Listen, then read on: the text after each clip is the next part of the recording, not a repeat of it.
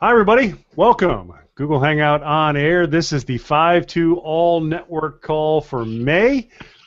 Good to be with you. My name is Jonathan Reitz.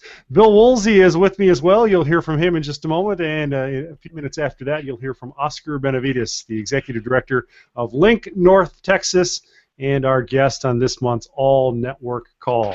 First and foremost, let's talk about how you can get involved with the broadcast. If you've got questions or things that you want to be sure that you offer into the conversation, that is how to do it. You can tweet them out using the hashtag at FiveTwoLive, hashtag FiveTwoLive. That's what we're searching for on Twitter right now. So if you throw that hashtag into your tweet, we will see it and we will route it into the conversation. Could be a great opportunity to interact with what Oscar's putting in front of you, or maybe you've got a question about the 5-2 movement for Bill or for me. We can't wait to have this conversation with you over the course of the next hour. Let's begin by taking a look at the state of the 5-2 network. I'm going to ask Bill Woolsey to join us and talk a little bit about how the network's developing, what's going on behind the scenes, and maybe some things that you can look forward to as you follow 5-2 in all its various incarnations. So, Bill, what would you put in front of people this afternoon? Hey, Jonathan, thank you very much, and thank you to all of you who are joining us, especially my good friend Oscar. When you ask me what's going on with 5-2 right now, we are in a brand new season. We've been around for, gosh, I guess about 5 years now, 5 years this last March, but this is definitely the new season for us, and it has to do a lot with production and distribution of materials and information. So starting on May 2nd, we began a whole series of rollout of blog posts, of videos. This network call is one aspect of that. We're also going to be rolling out special time just for our Catalyst on our broadcast feature coming up starting next week. But the whole point of this is that we're trying to get out into the network the knowledge and the awareness and the information of what is 5-2 all about and what's God calling us to. It's kind of a way for you to be sharing that with other people, especially if you tend to think that maybe you have that entrepreneurial, that sacramental start kind of bent. So right now we're in the process of redoing our 5-2.com website. The whole thing is going to get blown up. I saw some of those proofs and some of those trial runs here today already. We'll be launching that in August. So in the meantime, that information that we're putting out in the network is going onto my blog site, billwoolsey.org. And then the videos are being distributed not just through the blog, but also through our Facebook page, facebook.com/churchplanters, and also through email and into the network that way. So if you are someone in leadership in your church, you come from a sacramental background, you would like to start some new ministries, whether they're internal or external, and you would like some basic fundamental knowledge about how to go about doing that, maybe how to help the people that you're leading kind of shift their mindset there. Want to encourage you to start taking advantage of the information that we're putting out into the network. I think the other big thing, Jonathan, for everybody to really have on their radar is that our Wiki conference is coming up here the last full week of September, and that date is September 23rd through 25th here in West Houston, Katy, Texas. Prices go up starting June 1. So if you have not yet registered, if you've not joined the over 350 people who already have signed up, then you need to go ahead and go to wiki, W-I-K-I, 2.com today, wiki52.com today, and get signed up there. Wonderful speakers lined up. The whole menu is full, and it's going to be just a great time again this year, September 23rd through 25th in Katy, Texas. Right on. Great stuff. And of course, we do want to see you there. You got a question or a comment or an observation about the Wiki conference? You can use this same hashtag, FiveTwoLive, if you want to throw that out there. And Twyla or Bill or one of the folks on the team will definitely get back to you as quick as we can. Appreciate that. Definitely something to look forward to. Mark your calendars for Wiki 2014, September 23 through 25 in Katy, Texas. Definitely the place to be. All right, this month on the FiveTwo All Network Call, we're going to dive into one of the harder topics that we've covered up to this point. Now, one of the things we do with the Wiki Conference is we've designed 6 tracks that you can dive into, you can immerse yourself into, and really get practical take-home advice to make a difference in your congregation, in your community, in your family, immediately after the Wiki Conference. And one of the track leaders for the FiveTwo Wiki Conference this year is Pastor Oscar Benavides, who is the Executive Director of LINC-North Texas. And he's going to join us today to talk about how to facilitate deep change in your neighborhood. If you want to make a difference in your neighborhood, this is the conversation for you. So, Oscar, welcome, and take it away. Thank you, Jonathan. Thank you, Bill. It's really good to be with you, with everyone who's listening. I do want to encourage you that if you're interested in this topic at the conference, we're going to have some amazing speakers that will focus on community development. And from the very start, how do you start, all the way through those of you who have had more experience will be challenged. So I pray and I hope that you get to come and be part of our workshops that we offer there. Well, Jonathan, I thank you for inviting me. The topic that we want to discuss today is how do you have deeper impact? One of my experiences in traveling around to many churches, especially church planners, is I constantly get the same kind of question, and that's one that I want to deal with today. The question usually is something like this. We started a program to the community. We started an ESL class, or giving away backpacks, or feeding lower income families, but we haven't seen a lot of results from that. We haven't built a lot of relationships, or we don't seem to get a lot of traction. People seem to accept what we offer them, but that's pretty much as far as it goes. We might know a few names. How do you do what you do? How do you go deeper and build these relationships? And so one of the concepts I want to talk about today is how do you go to more profound change versus just surface change? How do you target systemic change in your community? How can we focus going beyond just a charity program, or we might call it a missional event that focuses on bringing people to your church versus having a community-based outreach from your church plant or from your start? How to really make kingdom change in your community. One of the examples for us is that we have decided as an organization that we're really going to focus on systems. We're going to focus on the family system as one of our targets. And so what we have done is we've decided that is something we really want to impact, the system of the family. So that means for us that we don't just target children or think of children as a group of people we want to reach. We want to make sure we get to the head of household. We want to make sure that we're offering something tangible to the whole family to see success. So for us, that means we offer parent workshops or financial literacy, marriage classes, because we want to affect that child's life completely, not just for them to have school supplies or food. What ends up happening in a lot of churches is that they do end up being able to meet a need in the community, and it feels really good to do that. It's very tempting to hear that there's a need at the school or at the nursing home or another group in your community, and to fulfill that. The concern I have, and the concern that many leaders have, is that is to have a deeper impact beyond that need.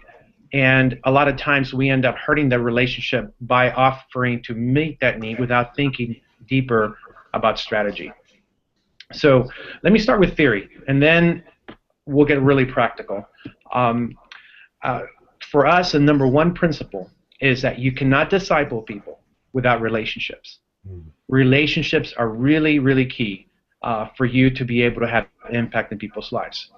So in neighborhoods or schools, whatever you do, it is critical to, at the very beginning, to build healthy relationships with the community. and then that will determine whether you're going to be relevant or not. You must develop this trust with the community over and over again, and that means that your actions have to be really consistent for a period of time before they start trusting you and before those relationships can develop. We live in that place today in America where there's already a built-in distrust of churches and people of faith. So relationship building is critical. And one of the things that we have made a decision as an organization to be successful is we can't sacrifice a relationship for something that sounds really cool or for a really neat opportunity. Relationship has to be the top priority because, again, we want to make long-term, sustainable, significant change in the community. History in America, and it's been the same way in Latin America and many other places, is that the church has had a lot of times missionaries have this sense of being providers for those they want to minister to, physical providers, meeting physical needs, and a lot of times that is a way to start something, but it also is can be very damaging, and we call it maybe paternalism. And paternalism is really endemic to much of the mission work that happens. It's a sense that we are superior and we're coming here to save you, or we're coming here to show you something, to teach you something. Those kind of attitudes that start with arrogance, though you might not outwardly say that, it is projected to people. So wherever community you're working at, always you have to come with an attitude of humility, of learning, of partnering together with others, and not as the one who has all the answers, but one who comes to join them in their struggle. And you're there with gifts to offer them, but they also have gifts to offer you. And you're there to receive from them just as much as you're there to give from them.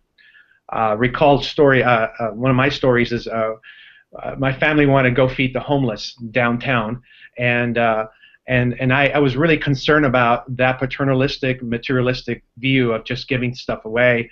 And we found a homeless man who came to our car and wanted money, and it was very tempting to just give him money, but instead we decided just to ask questions, just get to know him as a person. And in the middle of this discussion, he just said, "Hey, I have something for you. I have a song," and he just sang us this old gospel song.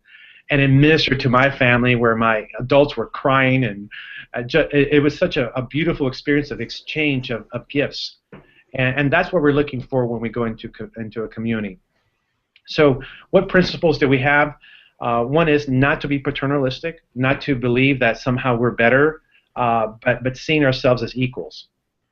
Another one is that we must be convinced that alleviating poverty is much more about relationship than it is about materials, about stuff.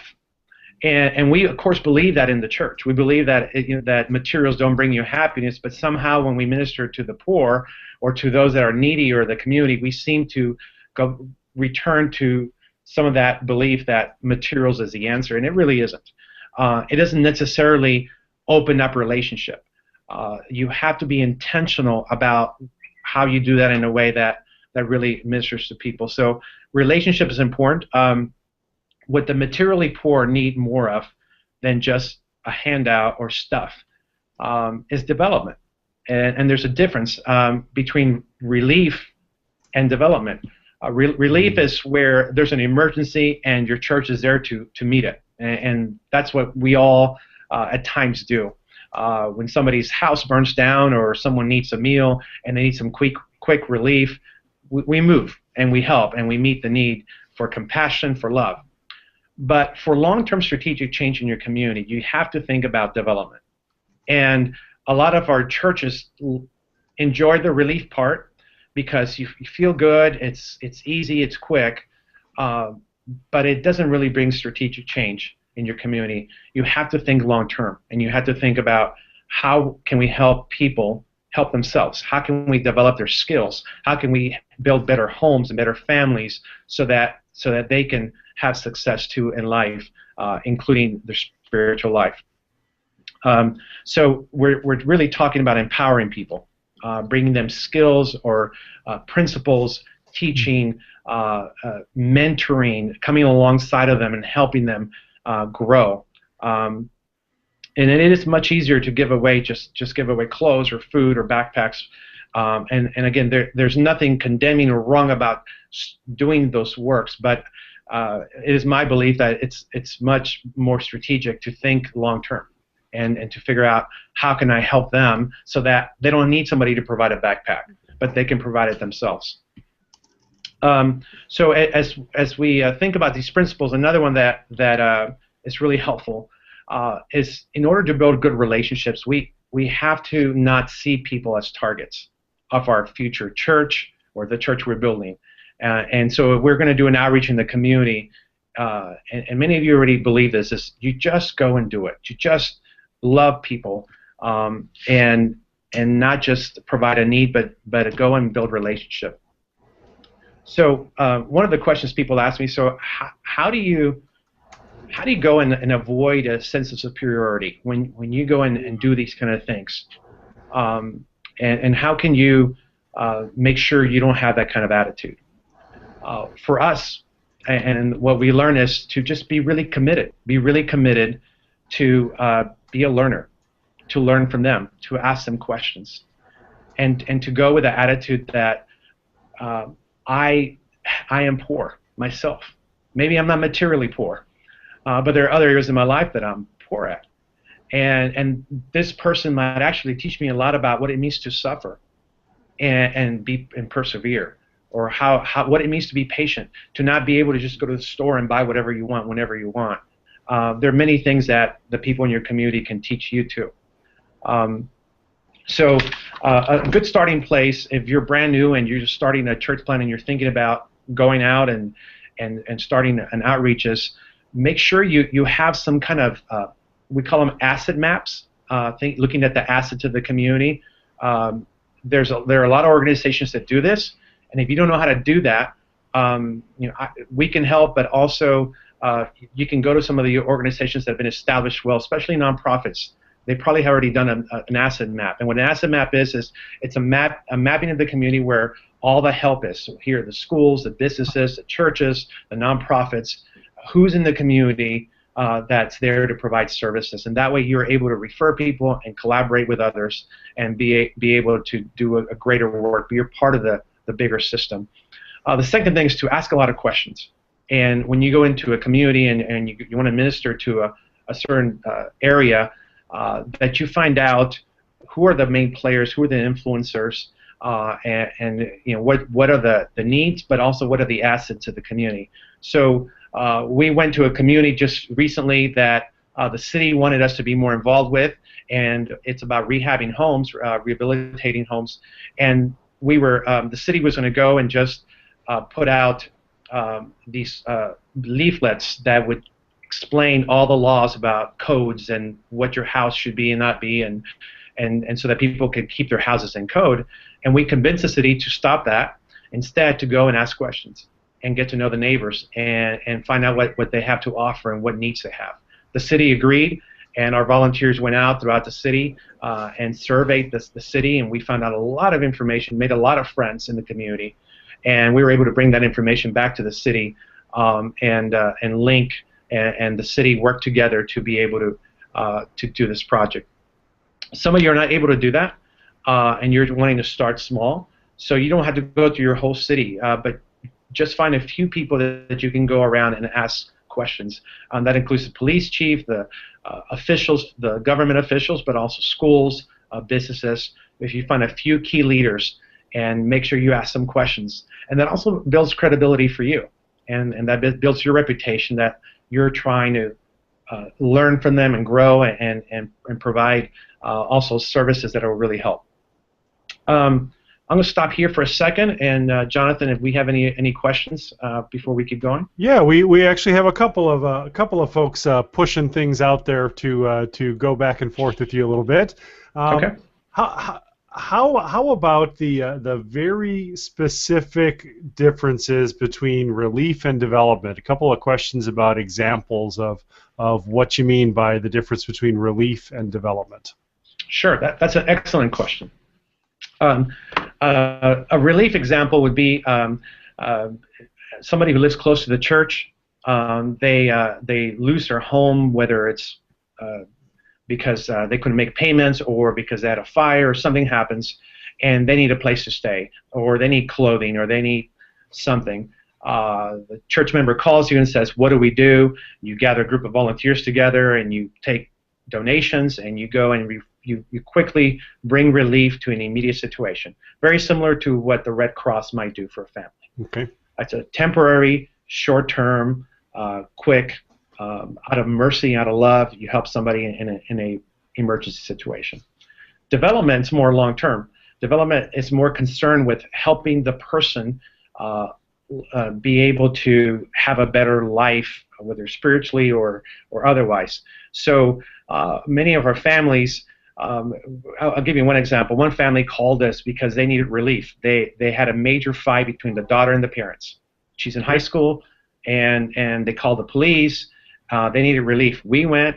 We provided quick counseling, but we set it up to where we did not want to stay there. We asked them and said, if we're going to come and help, we're going to come every week for 6 weeks and provide long-term development of the family. So we were able to teach the 10 Commandments and how the parents are in authority, but also though they're listening, they're servants, and work with the daughter, work with them together, and we brought the whole family together. So that family's still with us. It's been 2 years, and the relationships did reconcile. The mother apologized. There was a real change in the way the families worked. And in fact, the mother told me, I used to be so controlling, and it frustrated my children, and I did not know that till you taught me this.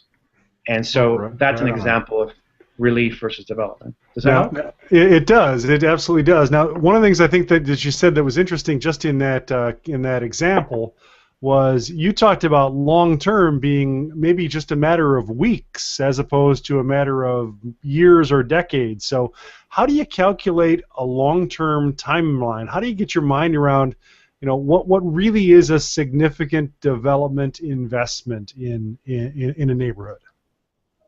That's a really good question, and I'm going to have to tell you that I'm going to take some guesses here based on our experience, but I'm not the expert at that. Most professionals on community development say it takes about 10 years to have significant impact in the community. Okay. Wow. It doesn't mean that you can't have impact in 1 year or 3 years or 5 years, but to have more of the transformational, community-wide change, it takes about that long. And the reason is that it takes a long time to build trust to get to those levels of impact. Now, you can have impact in a family, just like I said, just within a few months. And they can see real breakthroughs within a few months with one family or with 2 families or 3. But to have, for example, the school system changed or have the way the city deals with the homeless in your town, or to be able to see the community come together and do some more significant things, it takes several years for us to see that happen, under the sovereignty of God, of course, who can speed up the process. And if you pray a lot, He might.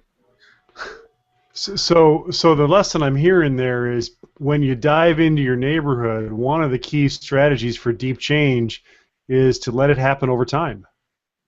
Yes. You have to be patient and committed to that. And it's one of the principles that I was told is that you overestimate what you can do in 1 year and underestimate what you can do in 5. Yeah. And that's I've seen that over and over in my life. You want to see things happen because, especially for those of us that are church planners or are supported by people, we feel that push of our stewardship of the resources we've been given, and we have to show that we are making impact.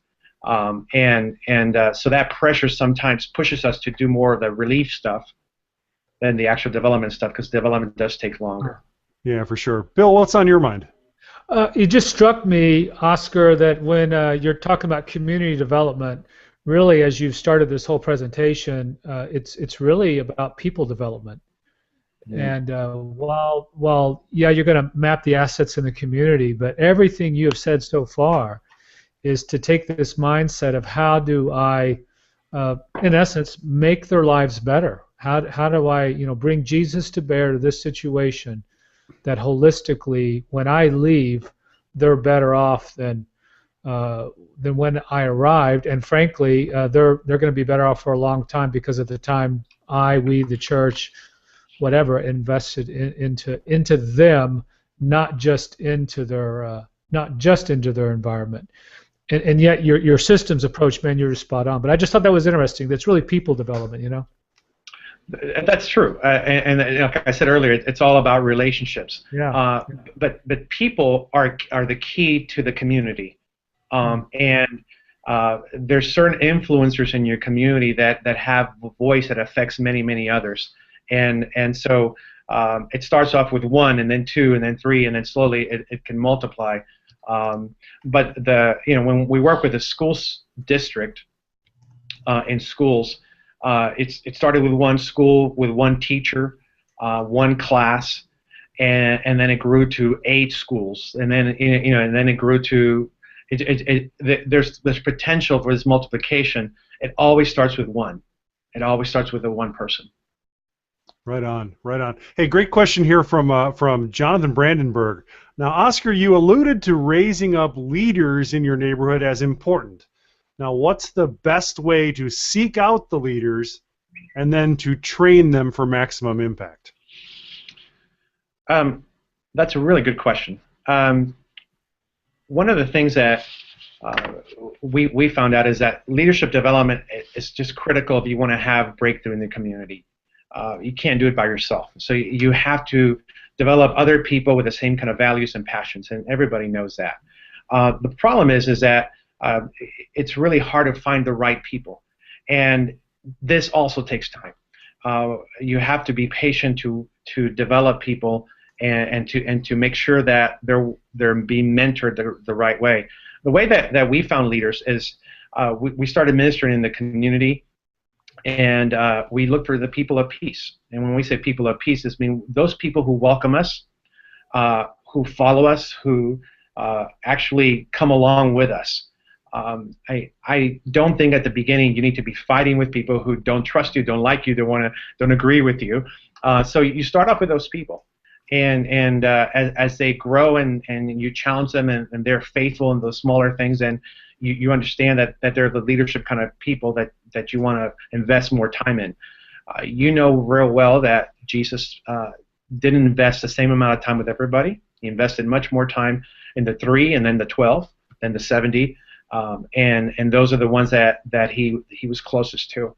I find it to have no shame at all to choose a small group of people and to invest in them, not indefinitely, not without sending them out, not without having challenge and expectation.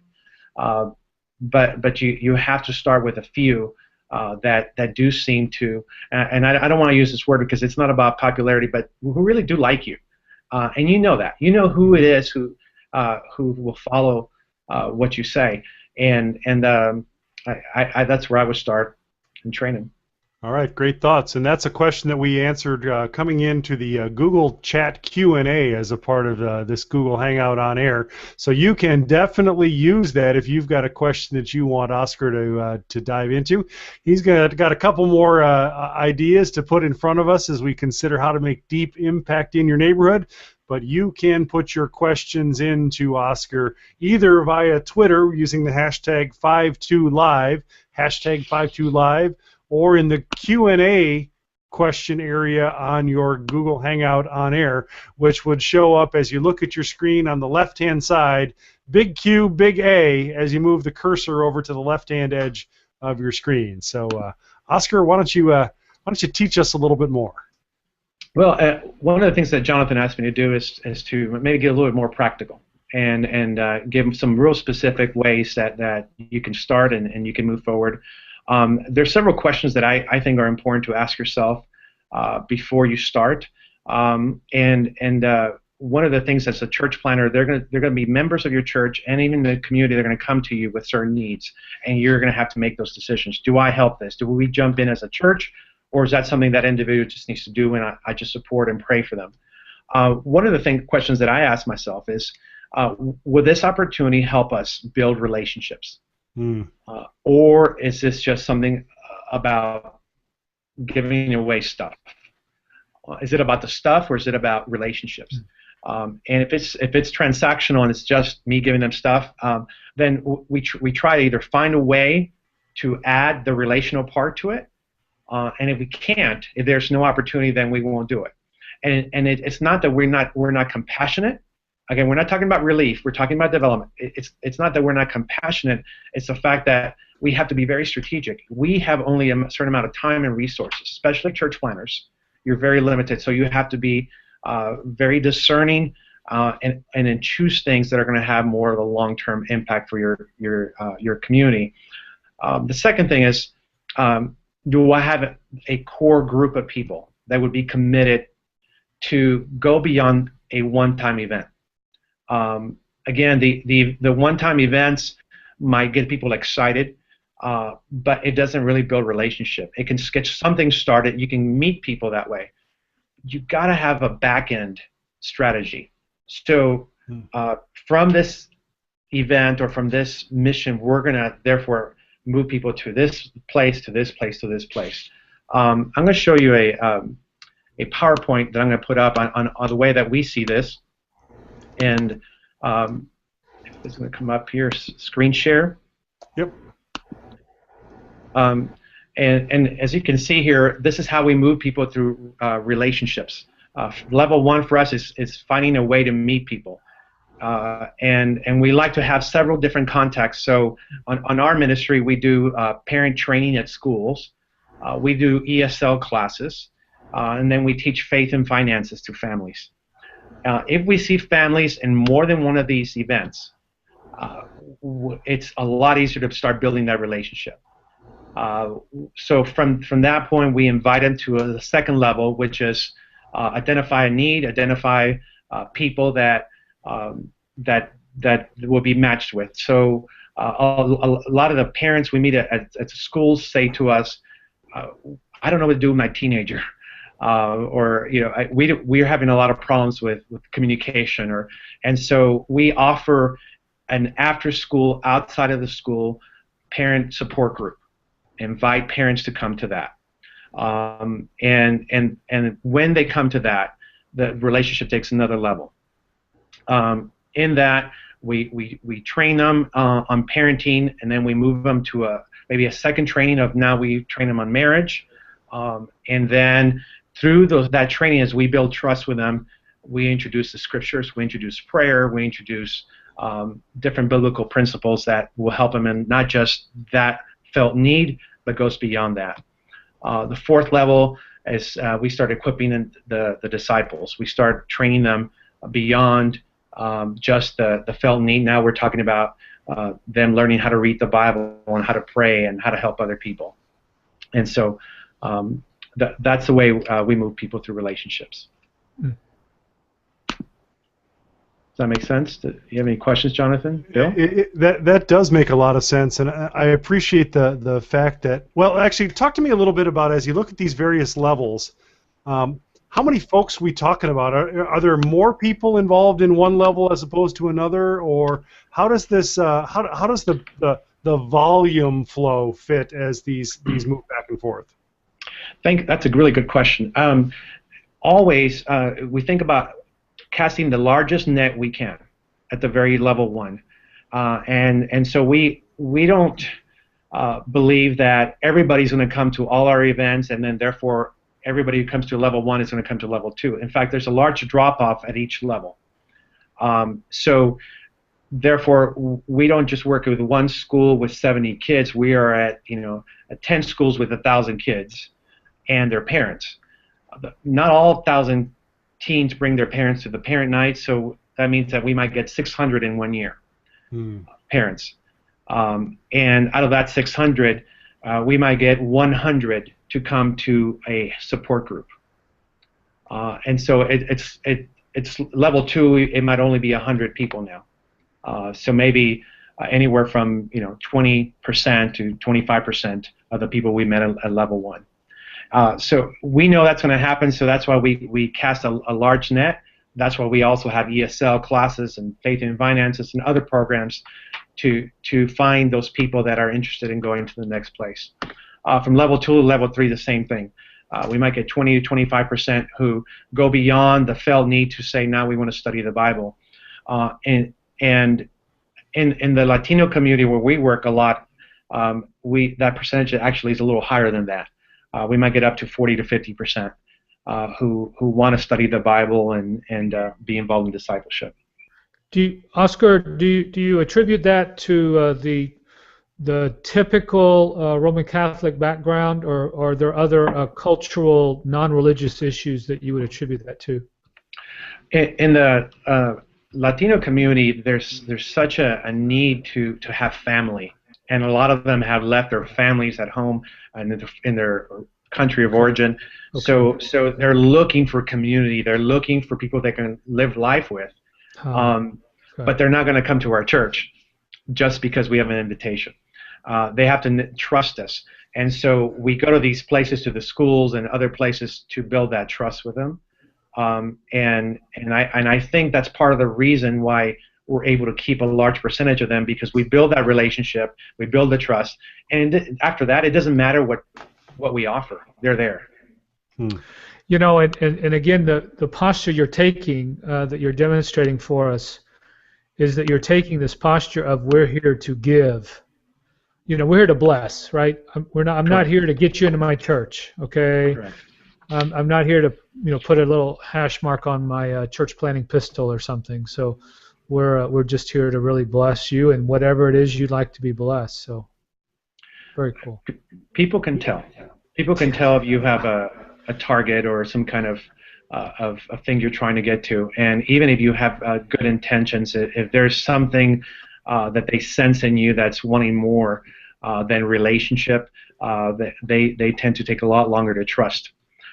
One of the things that we made a decision that I think is very strategic is we have to have a hook for level 2. We have to have that ahead of time. And if you don't have something else to where you can actually spend time building relationship and developing people, then it's going to be really hard to build that relationship just at level 1. So what we've done is we said, if we don't have a number 2, we don't have a way to get to that deeper level, we're not going to do it. Schools have come to us and said, hey, would you help us with this? And if they don't allow us to also meet with parents, then we say no. And again, it's not that we're just closing all doors, but we want to be strategic. We want to be have significant impact and be sustainable long term. So in order to have breakthrough, in order to have those 3 things happen, we have to have an ability to get deeper in a relationship. I have a church that they're spending a lot of money in feeding people, and one of the things is that they partner with one of the local nonprofits. It's a secular one, funded by the government, and they don't allow them to do anything else. All they are allowed to do is just go feed people, and they're really burdened. They said, we want relationship, but now they're stuck. And so that kind of program, I would say, I wouldn't do. I would only do that thing which allows us to continue relating with people. So say you're teaching an ESL class. Many pastors have approached me and said, we tried ESL, it didn't work. And then I ask them, so what relationship things did you do to get to know the people? And they really don't have a lot to say. I would have a dinner. Can we have a dinner first or afterwards? Do certain things to maybe break them up in smaller groups and allow them to get to know one another. We are doing a savings group from our Faith and Finances program to help people with emergency funds or be able to fund their immigration or different things. But we won't allow them to be part of our savings group unless they've been through our Faith and Finances program first. At our Faith and Finances program, there's a dinner, there's a lot of relationship, and so that by the time they get to our savings group ministry, there's already a built-in trust and fellowship within the group. So for me, having that second ability to do something different afterwards with them that will take them deeper is real critical. Yeah, I love that that orientation. It really captured nicely by Matt Schuler on Twitter, @Matt Schuler. The quoting Bill, we aren't here to get you into our church. We're here to bless you. It all flows out of that, doesn't it? You know, it really does. And Oscar, what's fascinating, again, listening to you, you started out by saying community development is systemic, that you have to approach the system. But what you also have demonstrated to us, that your methodology is systemic. So you won't do it if you can't have certain ingredients. You know, if they won't let you talk to the people or enter into their lives, then I can't do it. If I can't bring my core ingredients to bear, then I know it's not going to work. I'm just going to kind of give them food and send them home. So I think that's a key learning I'm hearing from you, is that I approach the system, but the methodology I apply is also in a system. So cool. Yeah, and that's excellent, Bill. That's an excellent way to put it. One last thing I was thinking about is when we felt like we were actually having success in relationships, how do you measure it? How do you know if you're actually going beyond just a surface level with people? For us, it was when we started getting invited to confirmations and graduations, quinceañeras for the Mexican families. We knew we had reached a second level of relationship where they invited their friends and family, that we were invited to those things. But then a third level for us was when we were invited to events where only family was invited to, and us. And we were considered to be part of their families. And so, but that's one way to kind of measure how you're doing a relationship. Another way is there's hangout time after the program's over, after the event is over, after your thing. Our Faith and Finances program, we have to kick people out. It's supposed to end at 8, but at 9:45 they're still here. And that's just, again, when you build relationships in community, that's what you want to see. It's that afterglow effect of what you do. And the third thing we see is that once they feel trust with us, then they'll start asking us about other issues. So once they trust us that we can help them parent their kids, then they start saying, well, our marriage is having problems. Can you help us here? Or we're having problems financially. And so they start allowing you into other parts of their life, not just the one that you started with. Yeah, that's powerful. How about a question related to that progression? This comes from @PreacherRob via Twitter with the hashtag FiveTwoLive. What is your best strategy to accelerate the process of gaining trust in a community? How can you do that well? The word accelerated in a relationship seems very American, but I don't know if that's possible. I think that any kind of relationship, it depends on how much investment you're willing to make. The more investment of your heart and your time into a person's life, the more faster that relationship is going to grow. And it's basically going back to what Jesus said about planting seeds and you're reaping what you're sowing. So if that is a reason why you have to really think relational. If all you do is just a program and people come and go, then you're not really sowing what you want to sow. So time, a lot of time. That's what I would say accelerates that.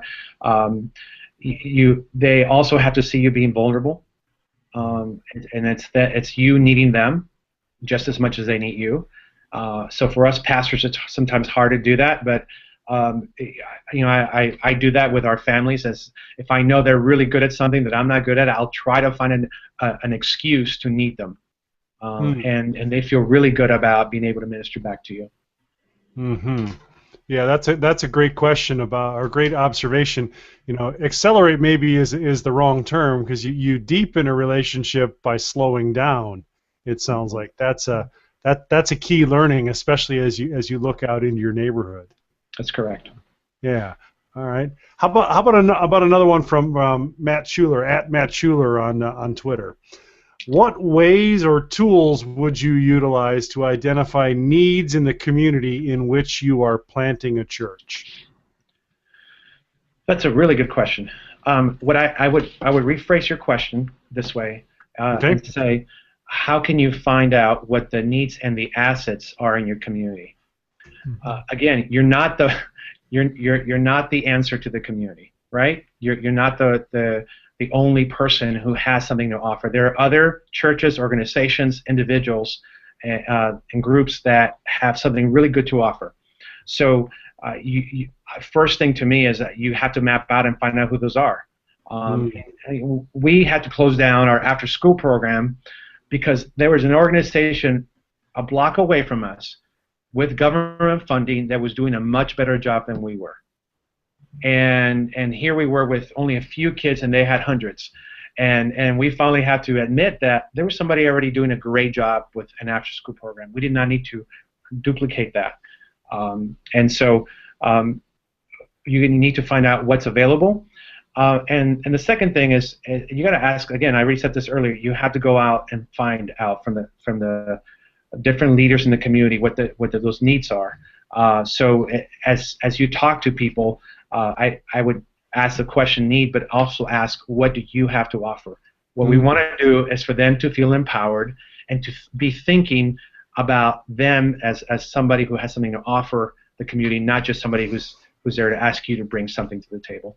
Okay, that's great insight. How about from at Preacher Rob again? Do you think it's harder to gain trust in a neighborhood that doesn't resemble the culture or the makeup of the church? And what suggestions do you have for that situation? That's a really good question, and that's a really good observation. Yes, if you have a different culture than the one you're trying to reach, if your church core leaders have a different culture, then it's going to take a little bit more work. It's not impossible. Jesus called us to do that, to go into all the world, and that's part of our calling. We should not be afraid of that, and we should not be timid about that. People are people, but there's means that it's going to be a higher investment on your part to learn the culture, to be part of it, to eat at the restaurants and hang out with the people and become part of them, be incarnational with them. Some people will say, well, I don't speak Spanish if I'm going to work with a Hispanic community or whatever. And I tell them, in the Hispanic community, they're extremely gracious if you try, if you eat their food, if you come to their home and sit down with them.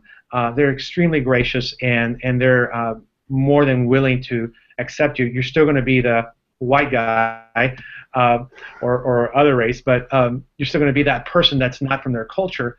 But after building that trust, that goes away.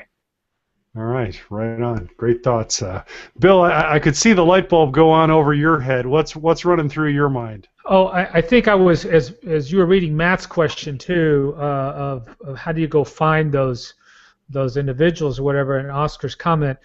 To me, it really boils down to the power brokers, and that doesn't necessarily mean they're in obvious power, but they are the influencers. They're the ones that have the finger on the pulse of the community. Sometimes they are as blatant as the city councilman or the city councilwoman or the mayor, but they can also be, as we're finding out in Sealy, a suburb away from us here where we're doing some work, it can be the sheriff. It could be the fire chief.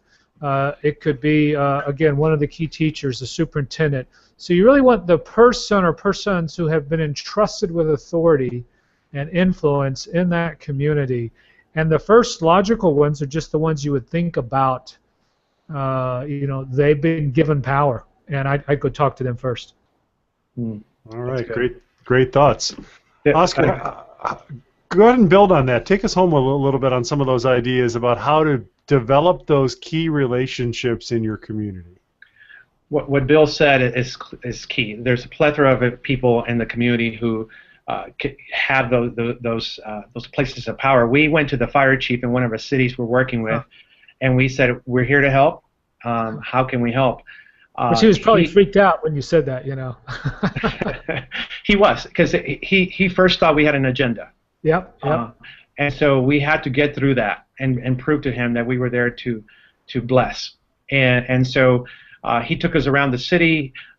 He took our church planter and gave him an office next to his. We were going to rent an office, and he said, no, come office with me. Wow. And so our church planter right now offices next to the fire chief. Awesome. And so now he's taken us and putting him on the budget of the city, introduced him to all the power brokers of the city, the mayor, the council, the county. They all know our church planter really well because he went with a posture of trying. And here you have a fire chief who's really wanted to see transformative change in the community. He really is very sincere and desirous of that. So what we see our job as partnering with him as an agent of God in that city. And I bet your church planter is not a typical I'm here to start worship, with my guitar, my organ tomorrow, but rather he's doing this, like you said, community development in the hopes that a church will birth out of that. But his first and foremost desire is to bring blessing to that community. That's exactly right. He knows that trust is key. And now we're at a place where the city is going to deed us properties. They're giving us office space. They're going to do all these things. And the thing is that a lot of times we think we don't have the money, we don't have the resources. And it's amazing how much of those resources can be given to us if we go forward with a posture of doing that. We have another ministry locally they were giving their whole building, but the city of Dallas gave it to them for 1 cent, free, and because they had that kind of posture. Wow. Yeah, right on. That's kind of a 5-2 principle, right? The resources are right there in the community. God's already put them there. Amen. Amen. All right, Oscar. One last question, also coming in via Twitter. If your congregation is doing nothing along these lines, if your community is sitting out there separate from your congregation, what 2 or 3 suggestions would you make for starting from point 0 in all of this, in this community development mindset? Yeah. First, I would say you have to come to the FiveTwo conference and be part of our workshops. And I'm saying that, joking around, but you do need to be mentored. And so whether it's another organization, another church locally that is already doing that, to learn how they do it, to grow in that would be great. That would be really helpful. 2 is that you should start small. You can't take it all in. So you think of one domain in your community that you can target. We felt like schools was our thing, and so we said we're just going to target one school, and then that grew to many more, and then it grew to other things. But I think you just have to think small as how can I serve this one school? And again, serve in a way that's more than just transaction of stuff, but be able to build relationship. All right, great thoughts. Oscar Benavides, the Executive Director of LINC-North Texas. Really appreciate you being a part of the FiveTwo All Network Call this month and diving into the possibilities and opportunities that are in all of our neighborhoods. Thank you very much for sharing your gifts and your passion. Thank you. It's been great during this conversation. You bet. Awesome. You bet. All right, Bill Woolsey, how about a final thought or a final encouragement to network leaders thinking about fostering that deep change that Oscar's been describing? And then why don't you wrap us up with a word of prayer? Thank you, Jonathan. Let me just say again, Oscar, I am always blessed when I'm with you. And friends, if you don't know Oscar personally, obviously at the Wiki Conference in September will be a chance for you to do that. But having known him for years and really getting to see him do his thing up close, I was with him up in Dallas a few weeks ago at their LINC-North Texas Gala. And one of the beautiful things of that gala, it brought tears to everybody's eyes. I mean, I was kind of like trying to in the back there hiding in a napkin, pretending to blow my nose, kind of thing. Was when they not only give away scholarships to students that they have met in the schools and they built the relationships with them, but they also then bring them back after that first year. And they kind of, it's kind of under the guise of, we need a little report, how's it going, kind of thing.